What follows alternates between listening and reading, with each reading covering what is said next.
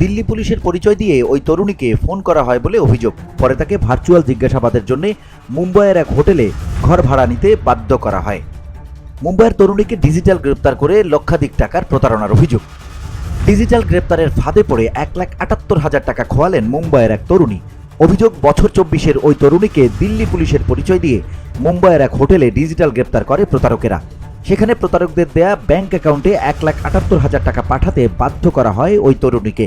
এমনকি তার পোশাক খুলতেও বাধ্য করা হয় বলে অভিযোগ। গত 19 থেকে 20 নভেম্বর মুম্বাইয়ের এক হোটেলে এই ঘটনাটি ঘটেছিল। বৃহস্পতিবার পুলিশের কাছে বিষয়টি নিয়ে অভিযোগ জানান ওই তরুণী। হেনস্থা এবং তেলবাজির অভিযোগে এফআইআর দায়ের করা হয়েছে।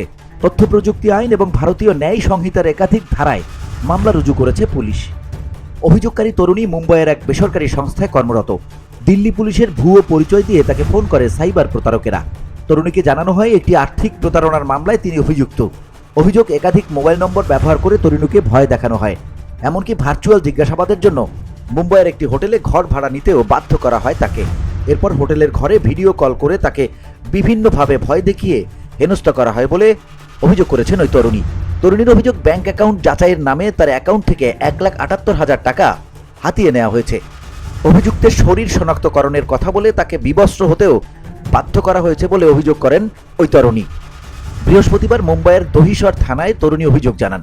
প্রথমে দহিসর থানায় তদন্ত চালাচ্ছিল, পরে তা আন্ধেরি থানার পুলিশের কাছে হস্তান্তর করা হয়। আপাতত আন্ধেরি থানার পুলিশ অভিযুক্তদের চিহ্নিত করার চেষ্টা চালাচ্ছে।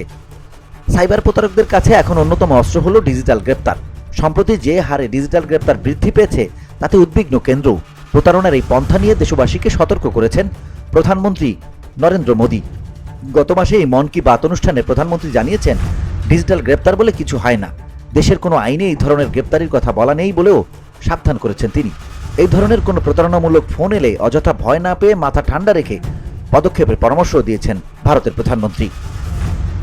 VOD Bangla news desk.